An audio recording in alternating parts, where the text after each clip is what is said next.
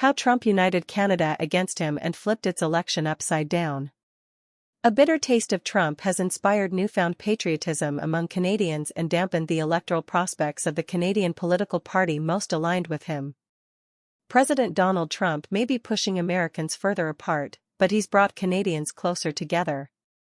In a dynamic likely to be familiar to Americans, Canada had become increasingly polarized in recent years, with voters poised to replace the long-time Liberal government with a Conservative Party capitalizing on their worries about inflation and immigration.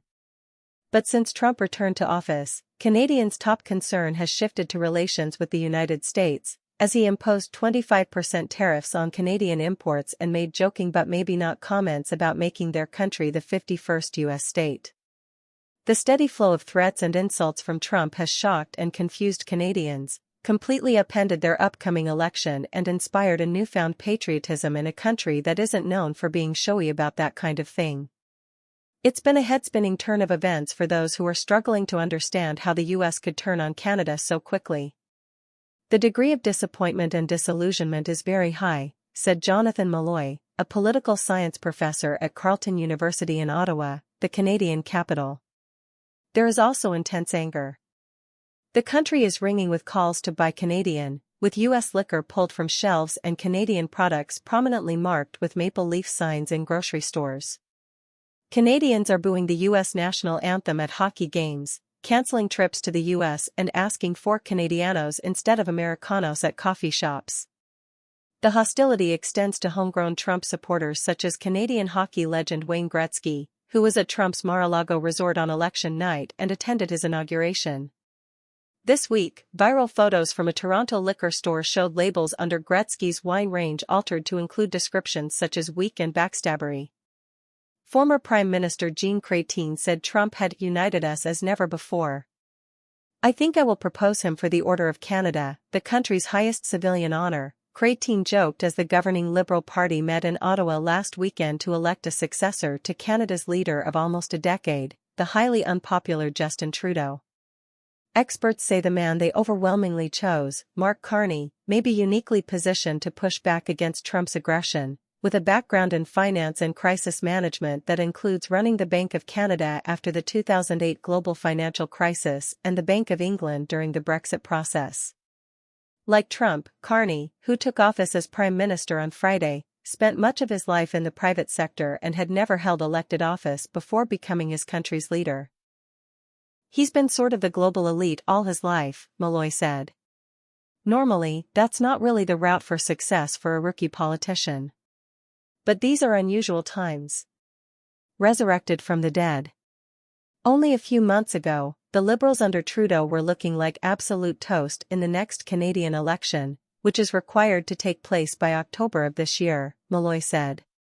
With his approval rating already at an all-time low, Trudeau's problems were only compounded by Trump's tariff threats, which began shortly after he was elected in November. Internal disagreement over how to respond to those threats created turmoil among the Liberals, with Finance Minister Chrystia Freeland's scathing resignation letter in December ultimately forcing Trudeau to announce he would step down. It seemed almost certain the Liberals would be thrashed in the next election by the Conservative Party, led by Pierre Poilievre.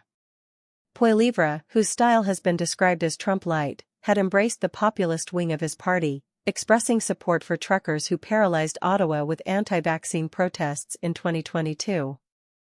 Among his supporters was Elon Musk. Then Trump happened.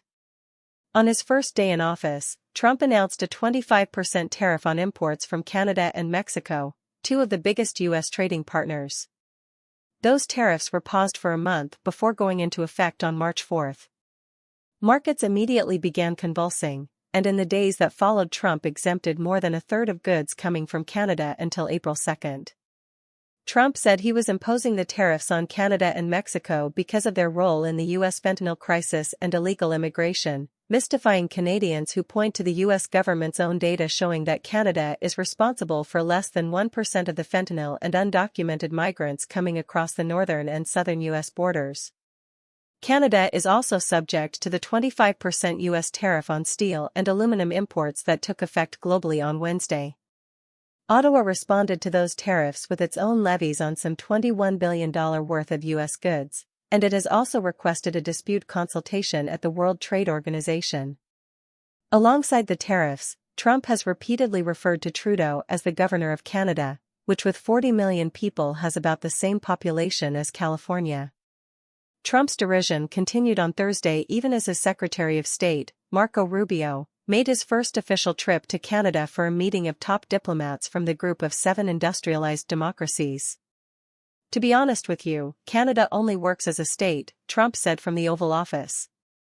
Asked about the issue on Friday, Rubio said it had not come up at the G7 meeting but that there was a disagreement between Trump's position and the position of the Canadian government.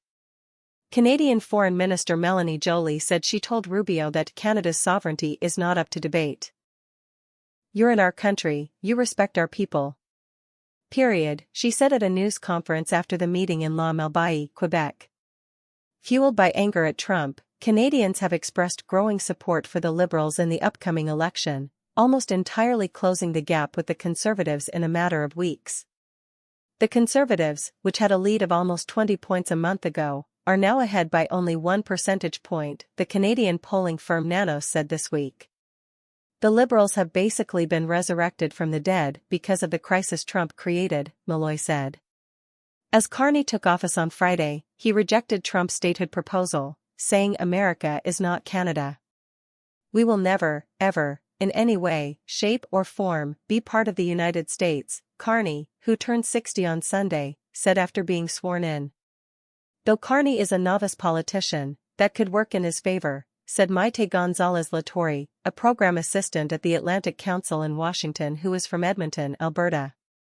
Mark Carney has experience in the UK, he has experience in Canada, but he also has private sector experience, Gonzalez-Latourie said, which I think will give him an advantage, especially when it comes to tariffs and in speaking with Trump directly. Carney's top concerns for the moment, she said, are how to deal with Trump and how the U.S. tariffs are going to affect Canadians. His next moves and Trump's response to them will influence when Carney calls the election, which could still end in victory for the Conservatives.